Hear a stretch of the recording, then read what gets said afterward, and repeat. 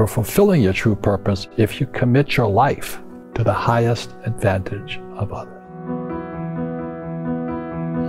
I wrote Rich Dad, Poor Dad because I'm serving a mission to serve my fellow human beings. Because the school system will never teach you about money. They teach people to be poor.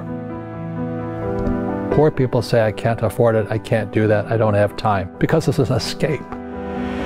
The reason they're poor is they haven't failed. It's that fear mentality. You play it safe and you don't introduce new risks into your life. We've got to change what we teach our kids. Introduce a real different mindset. How can I afford it? How can I do that? A question opens the mind, a statement closes the mind. One of the greatest ways to acquire great wealth is playing Monopoly in real life.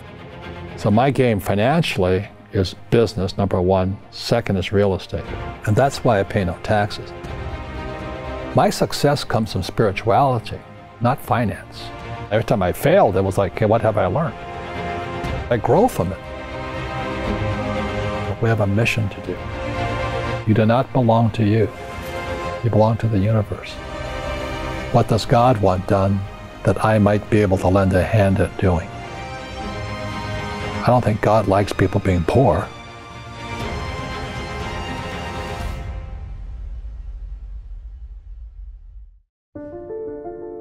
They say that the human race is doomed, that we have lost touch with our true nature, that the media has corrupted us, and that the planet has no future. I disagree. I believe that humanity is full of hope, and that our salvation lies within each one of us. My name is Brian Rose, and my job is to listen, the oldest method of learning known to man. Each week I seek out individuals that are changing the world, people who are living and thinking in a different way. Their stories will challenge your beliefs, make you question your choices, and perhaps inspire you to change. I never planned on doing any of this, but now I can't stop. Join me on this mission and make humanity something we can all be proud of. I am super excited to share this conversation with Robert Kiyosaki. I first had the chance to speak with him over 5 years ago, before we had any of this studio. And now I got to go to Phoenix, Arizona to speak with this legend. He's the author of Rich Dad, Poor Dad, which is the #1 selling personal finance book of all time, over 30 million copies. And Robert has been there and done that. He started companies, built real estate empires, and taught people how to have a rich mentality. And that's the thing about Robert. He had 2 dads when he was a kid. One was his natural dad, one was his best friend's dad, and one had a poor mentality and one had a rich mentality. A poor person says, how can I afford that? The rich person actually goes out and says, what can I do to make this a great investment? And so that's what I love about Robert. He always looks at things in a great perspective. We had a great talk about his career, his wife, his time in Vietnam, and what it's like to really understand business today, and I know you're going to love it. But what I was really excited to do was help him launch America's first weekly cash flow summit. And this is a brand new way of making money. As a former Wall Street banker, I was super excited to share this type of investment strategy with the public for the very first time. You see, this is something we used to do in the banking industry all the time. And of course, as host of the event, I was able to secure exclusive rights to offer you a space to the summit. But this will not be available for very long. So if you want to see what I was doing with Robert in Arizona, click on the link below or go to londonreal.tv/cashflow and secure your spot. And I will see you on the inside for the summit.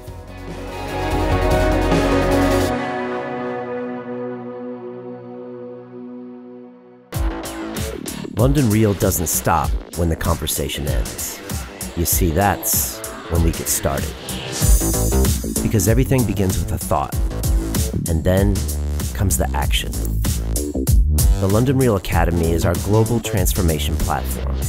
Here we bring together thousands of students from over 75 countries. Whether you want to build a profitable business from your passion, or learn to speak to inspire, or broadcast yourself with your very own podcast, or accelerate your life to become a high-performance person, we have the online accountability course and personal mentoring program that will make your dream a reality. Join us, and we'll take your life to the next level together. Our next accelerator course is starting soon.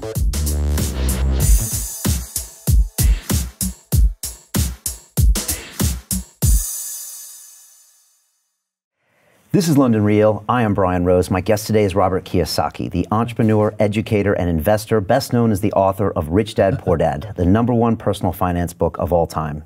You've challenged and changed the way tens of millions of people around the world think about money, and you become a passionate and outspoken advocate for financial education.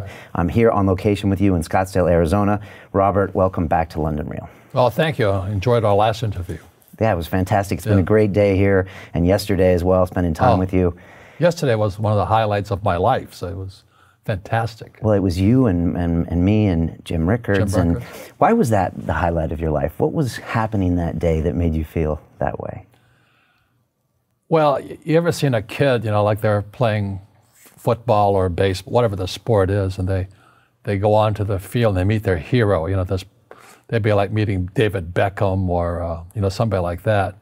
Well, to me, Jim Rickards and Naomi Prince and a lot of the people I run around with now were my heroes. I mean, they were the guys on the field. And I said, God, they're so smart. They're insiders into this world. And so to actually be sitting next to Jim and working on projects together, and I'm going, why am I here? So that would be like, David Beckham and I playing soccer together. I mean, it's not supposed to be possible, So hanging out with Jim Rickards and know me and you, and it's like it's not supposed to be. It's impossible. But dreams do come true. Because you always thought you were the outsider, and now you're hanging out with the quote-unquote insiders, and Correct. You're agreeing on everything with them. Correct. And a lot of people get financial advice from outsiders. If maybe a financial planner, a stockbroker, a real estate broker, but they're not on the inside of the deal. And one of the reasons I like being an entrepreneur and being a real estate guy is I'm always trading from the inside. I know the deal. I'm part of the deal. I am the deal, But the average person who buys like stocks, bonds, mutual funds, ETFs, and saves money, they're outsiders. They have no idea what's going on between them and the real world of inside. So Jim Rickards and Naomi Prince, they were with, Jim was with the CIA, long-term capital management, the Pentagon, and they're the inside on what's going on with money. Naomi Prince was with Solomon and Lehman Brothers and Goldman Sachs. They're insiders. And I was this little guy on the outside trying to figure out, what are those guys doing? How are it's almost like, what's the wizard doing? How is the wizard pulling these handles and all this? And we're all outside jumping around doing as they tell us. You should save money. Okay, I'll save money. You should buy stocks. Okay, I'll buy stocks. You should put some money in bonds. Okay, I'll buy. And I said, there's a wizard in there. I want to know who that wizard is. And so Jim and these guys are as close to the wizard as I could get. How does a 9-year-old kid in Hawaii, a poor kid, get to this point? Yeah. Well, I wasn't poor by most people's standards, but I came from a family with a poor attitude, if you know what I mean. Because rich, poor, middle class, poverty starts with a fundamental attitude. So I was in Hawaii, I was 9 years old. My father was the head of education, PhD. Very smart man, good guy. And for some reason, we moved across town and I went to a school with rich kids. So this is a little town called Hilo, Hawaii. It's not on the map anywhere, but it is. It's a sugar plantation town. So when I was 9 years old, I moved to this rich kids school. And suddenly I realized I was poor because it's relative, as Einstein, it's all relative. And my classmates were mostly white guys. And I was one of the few Asians in the class.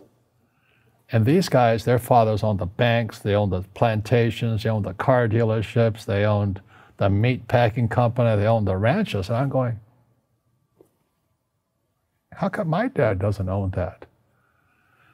So I remember raising my hand when I was 9 years old, talking to my fourth grade teacher, and I said, when am I going to learn about money? And she was this woman who should have retired 50 years earlier. She was so sick and tired of kids by this time. She says, the love of money is the root of all evil. And I said, what am I, in Sunday school? And I was this punky little 9-year-old kid. And she says, we don't teach money at school. I said, why not? And she couldn't answer me. And she got very flustered. She said, sit down, take your seat. And then I got curious. I said, why don't we learn about money? She says, go ask your father. He's my boss. So my father was the head of education, PhD, all that stuff. I go home and ask him, I said, why don't we learn about money in school? And he looked at me and says, because the government doesn't let us teach that subject. The government tells us what we can teach and what we can't teach. And I thought that was strange. And I said, but aren't we going to school to learn about money? He says, no, your job is to get a job. I said, but you get a job to earn money. He goes, no, you're supposed to just get a job. And I went, no. Isn't the purpose of a job to earn money? He goes, you're correct. I said, so why don't I just learn about money?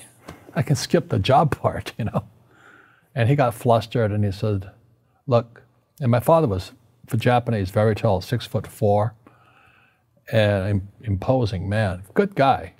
But he says, if you want to learn about money, why don't you ask your best friend's father about money? And I said, why? That's Mike. So why ask him? He says, because Mike's father is an entrepreneur. And I said, what are you? He says, I'm an employee. I'm a government employee. I went, oh, what's the difference? He says, the difference is an entrepreneur must know about money, or they're no longer entrepreneurs. And he says an employee doesn't have to know anything about money because the government will take care of them, the company will take care of them. So I'm all confused. But I took my dad's advice and I trundled over to Mike's father's office and knocked on his door and I said, hey, I'm here, 9 years old. Teach me about money. He says, beat it, kid, But that's where the story of Rich Dad, Poor Dad started. And finally, through persistence, my rich dad started teaching me about money on one condition. And that condition was he would never pay me. He says, the moment I pay you, you think like an employee. He says, that's the trap. Entrepreneurs work for free. And now I'm 9 years old, my head's going cracking in half. He says, you never want a paycheck. You understand that, kid? I said, okay, I got it. And he says, well, how do I make money? He says, that's what entrepreneurs figure out. It's like a cat, which just comes first, a cat or the cat chasing its tail. And I said, so how do I learn about money? So he would just break out a Monopoly game board. So I would work for free. I'd pick up cigarette butts, and he had hotels and restaurants, and I would clean and do menial tasks. And as I got older, I started getting into office work and marketing and accounting, and I was an apprentice basically, but I always worked for free. And he would teach me about money, but the way he taught me about money was playing Monopoly.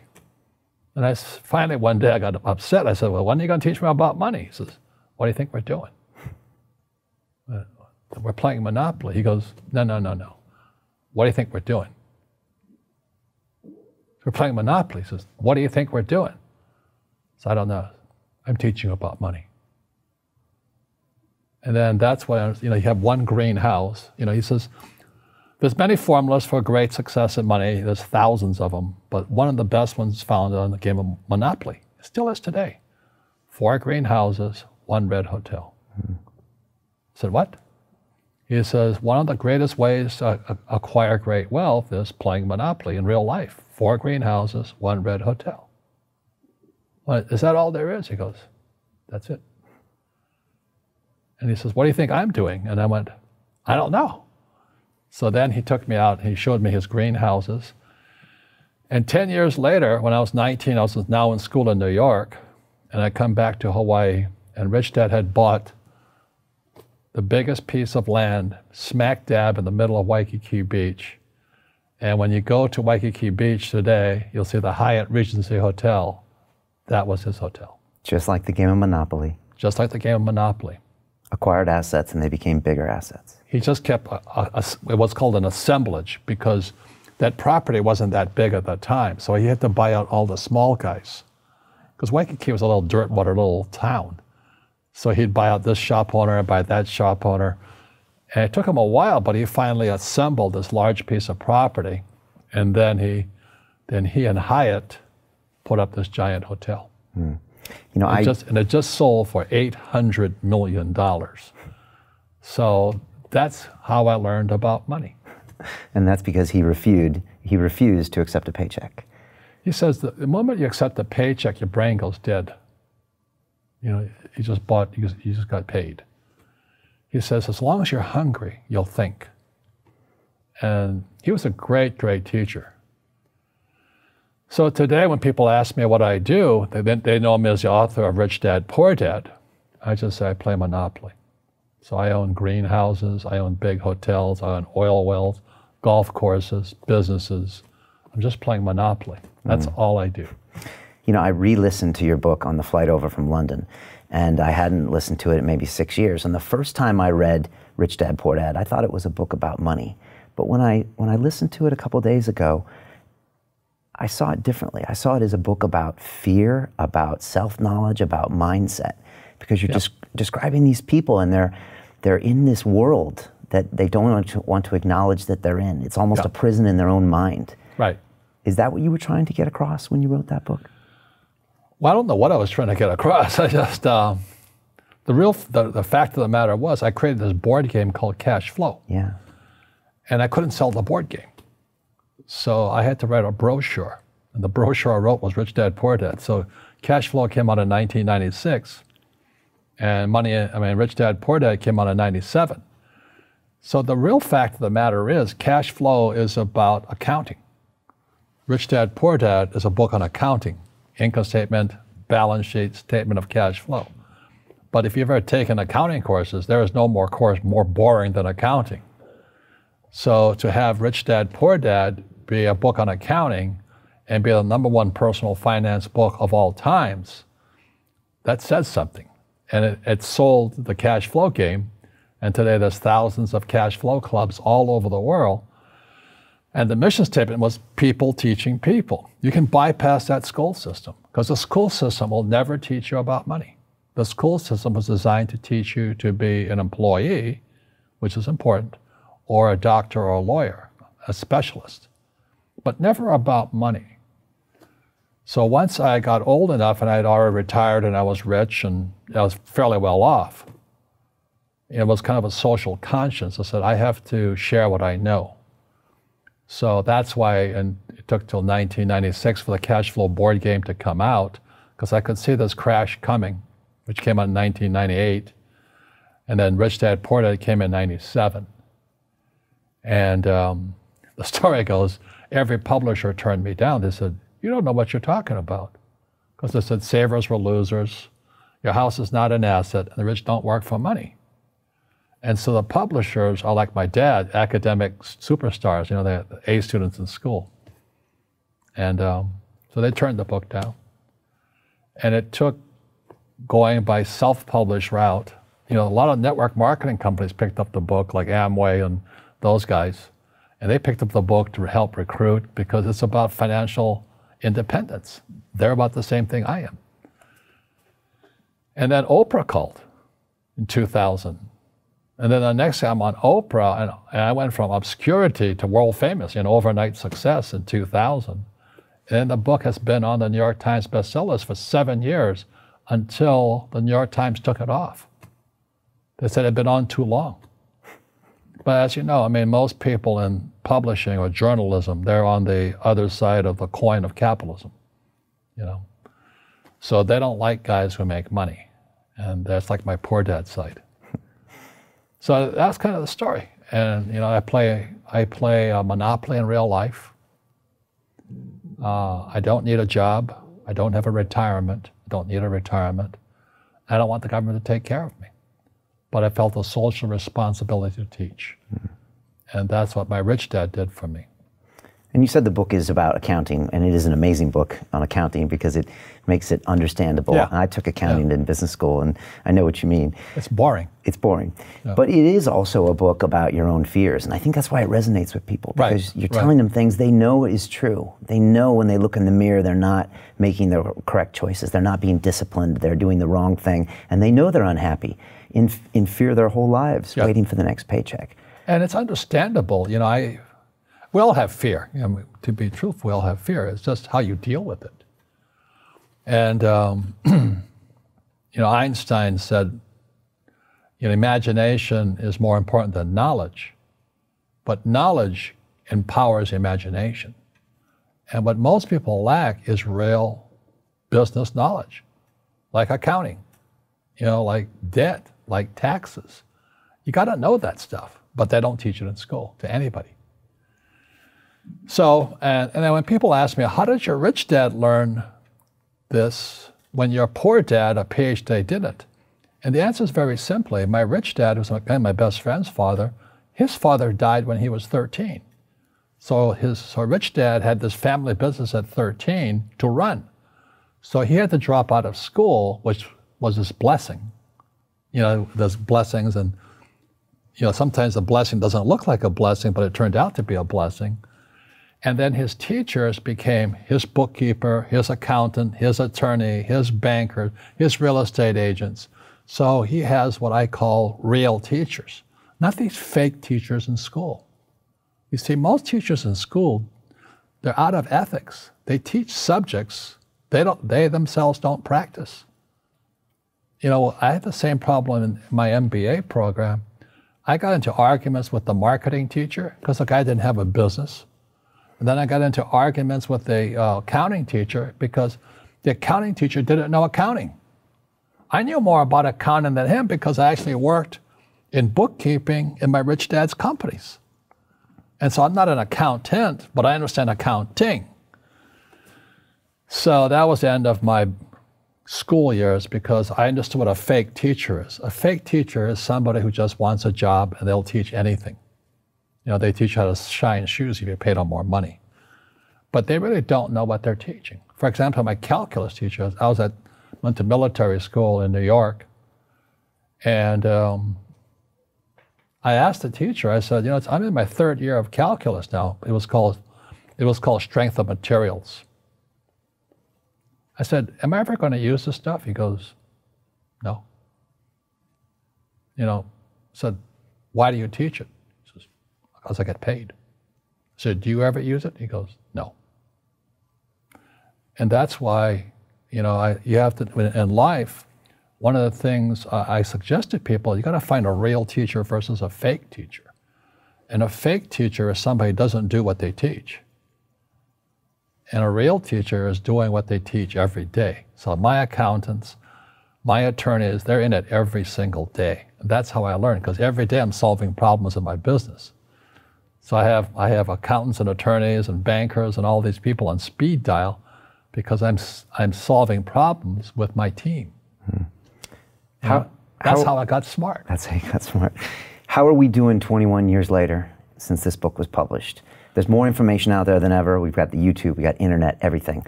Are people better educated about money? No, they're worse off. I mean, you know, I have my little Rich Dad radio show, and tomorrow I'm interviewing these team of, I think they're educational psychiatrists, and their book is called Coddling of the American Mind. Is how our school systems are making our students weaker. So in school, they have these things called now trigger effects. So you can't, as a teacher, you can't say anything that might upset the student. They don't want anything that might jar their point of view. So if I went into school, I'd be thrown out because I threaten them. I would, you know, and to me, isn't school about opening your eyes and minds to new ideas? But that's now out of the system.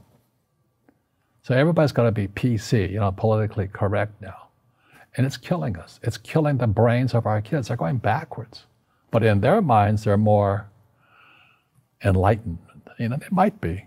But if I didn't have ideas that shook me, I wouldn't learn anything new.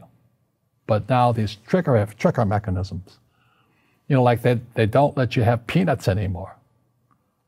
So they found out if you take peanuts away from a child, their propensity to have peanut allergy goes up. So you get out a child, you say you can't have peanuts. So 17% will find out they're allergic to peanuts. But if you gave kids peanuts, only 3% would be allergic to peanuts. And that's kind of the metaphor the book starts with. He says, we're actually making our students weaker in school. Yeah.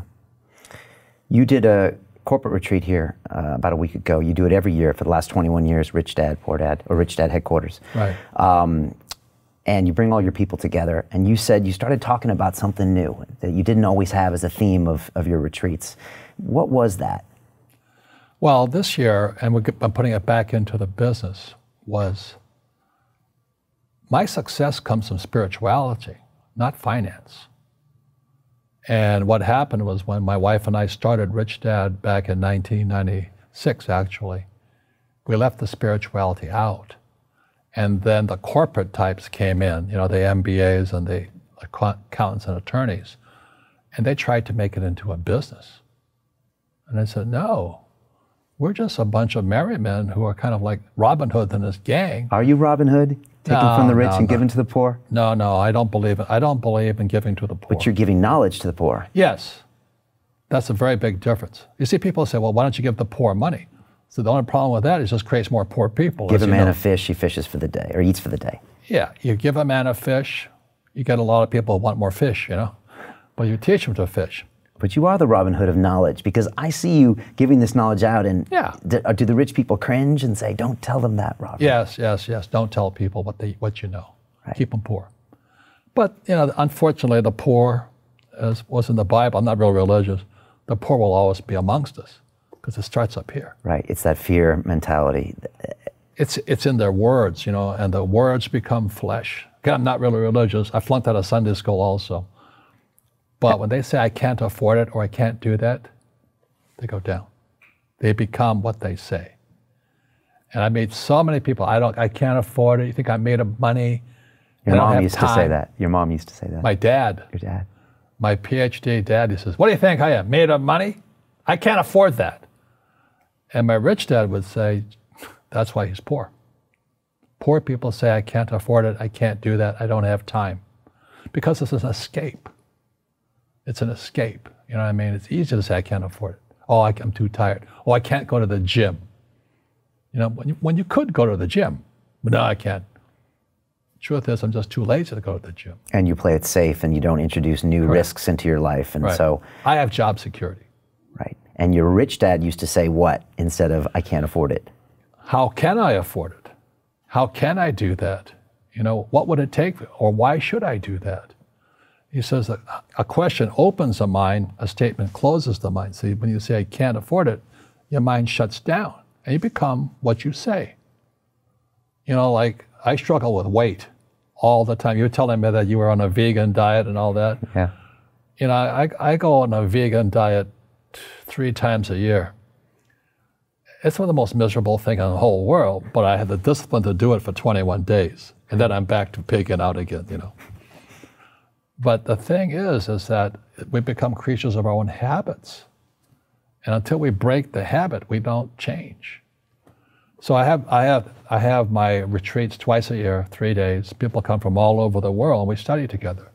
And this time we went back to spirituality. Spirituality, most people they can't believe what they're hearing from Robert Kiyosaki, that Rich Dad, Poor Dad was originally about spirituality, because they think it's all about the money. It's not. Yeah. People say, well, money is not that important to me. Then if money is not that important to you, money is not important to you. You know what I mean? I don't care about money. The money doesn't care about you. The word does become flesh. Right. Or I'll never be rich. Or the favorite one is the rich are greedy. It's the poor that are greedy. If you think about it, because to be rich, you have to give something. I have to produce books and games, and I purchase real estate, I provide housing, provide jobs and all that. That's why I'm rich. But greedy people produce nothing. Oh, no, it's the rich that are greedy. And I'm going, hey, sports fans, you point a finger forward, 3 are pointing backwards. And so, as we know, there's a big attitude problem against the rich today. I had a guest on my show recently and he said, poor people are selfish. Yeah. Hit a lot of people below the belt. And he said, no, think about it. These people are selfish. They're always complaining about their problems. They're always focused on their own issues. Yeah. Do you agree with that? Well, the way you get rich, you solve other people's problems. Right. That's how you create value. Yeah. Right. Yeah. If you could cure cancer today, you'd be a trillionaire. You'd be an instant trillionaire. Nah, I'm just too busy to work on that. I think I'll play golf instead. Tell me about how you bring spirituality back into a company, a corporation, or Rich Dad. Well, because it's a business, I can't force anybody to do anything. But we study spiritual books. Like the last book we studied was The Power of Now by Tolle, T-O-L-L-E. And then before that, we studied those types of books. We also study finance books. But then I encourage meditation and this process called clearing. Tolle talks about we have pain bodies in our, it's like maybe your father did something to you 50 years ago. Well, that pain is still there. And meditation doesn't get to it. So there are people with the precision, it's like a laser guided to go in there and remove the mental and emotional pain. So there are processors who can do that. So at our events, we have these processors and they're made available to people. Now, does everybody participate in it? No. Right. You have to have a little faith. It doesn't work. Right. Yeah, and I was trained as an engineer, and science told me that none of this stuff works. But when I meditate and I practice yoga and I do these things, I do find pain leaving my body. So again, I have to ask myself, am I stuck in that poor dad mindset of believing everything everyone tells me and not making some decisions for myself? Yeah. Well, when people ask, like, how did I get on Oprah? How did I write a book with Donald Trump, now President of the United States? Not that I'm endorsing him. He's much hated. Good man, though. I want to talk about him. But anyway, how could I have done that? Well, it wasn't my brain. It was, Oprah had me on the program because she's concerned also. Trump and I wrote the book together because we both had rich dads. And we both are advocates for financial education. And a lot of people just hate him because he's rich or he's obnoxious. He is obnoxious, I can't give it that.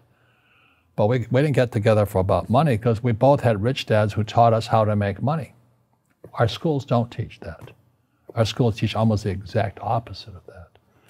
So anyway, how does a guy like me, a little kid with no money, and it wasn't I was poor, we're very middle class, I think my father was making about $20,000 a year.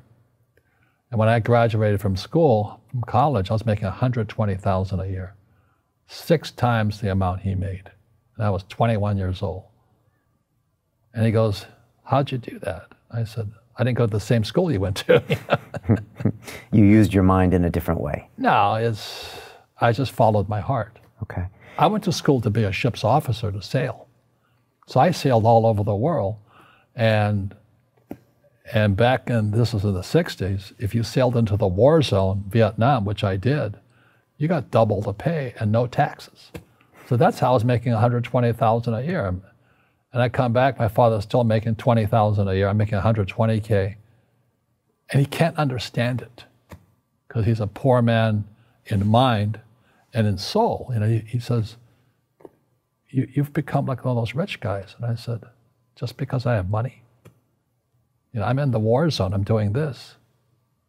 But it violated all the core values. See, the reason, as you had, is that Lipton? Bruce Lipton on my show. Bruce Lipton. Yeah. He says poverty is passed on. It's taught in your families. And middle class is taught in families. And I was really happy that, he endorsed Rich Dad, Poor Dad on your program. Because he says, I was taught by a rich man.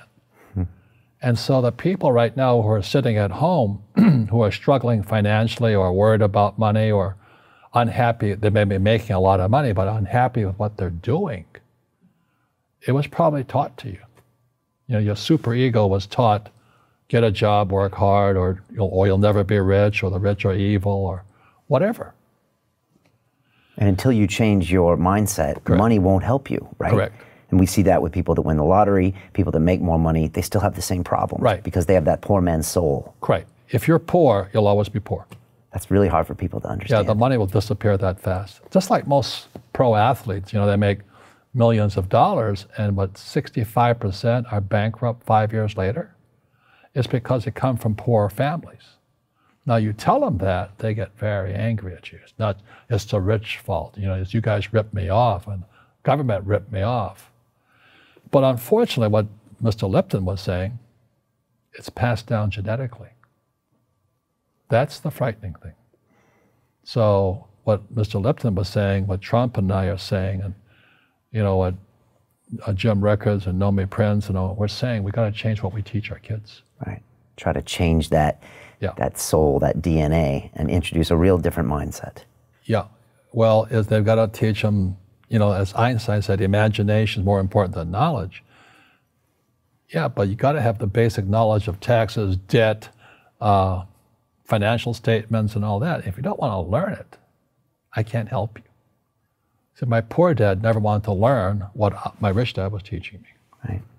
You wrote books with Trump because you both were passionate about teaching this knowledge. You both had rich dads that opened your minds up to possibilities. And again, it's almost like an investor's mentality. How can I afford this? You're thinking about everything in life as an investment, invested of time, of money. It's an amazing mindset to have. What was that process, writing books with Donald Trump? Not one book, but 2 books. Right. And what did you learn from him as a man before he even became president? Well, there's no 2 Donald Trumps. What I mean by that is what you see on TV is what he is. He will not BS you. You know how a lot of politicians have 2 sides? Trump has one side, and it's the one that's president at that moment. So the thing I appreciated about him, I always knew where I stood. I didn't have to guess. He'd tell you up front. Right. Jim Rickards yesterday, he said, I know that guy. He's a kid that grew up in Queens. Yeah. He's a tough guy. Yeah. Very tough. And Queens was not too far from where I went to school in New York. Okay. And those guys are tough. You're tough too. Yeah. We grew up tough, But to a lot of people, that's offensive. That's a new thing about in school, triggering. You can't offend me in any way. Can't scare me. Don't give me peanuts. Okay. And we're getting weaker and weaker and weaker, in my opinion. Yeah, I hear this from a lot of men in your generation, you and Trump, and say the political correctness is killing us. Yeah. It's killing us. Yeah. When I was a kid, we teased each other all the time and all that. You can't say anything anymore. Right. You can't tease anybody because they'll sue you. I'm afraid, in my position, I'm never alone with a woman by myself because I can get sued that fast. Does that make sense to you? Yeah, yeah. And I don't fool around at all. I love my wife, been married 33 years. But today, you can get accused of anything. You're guilty. Right. It's something sick in our society. Will this change in the next 50 years? It has to, right?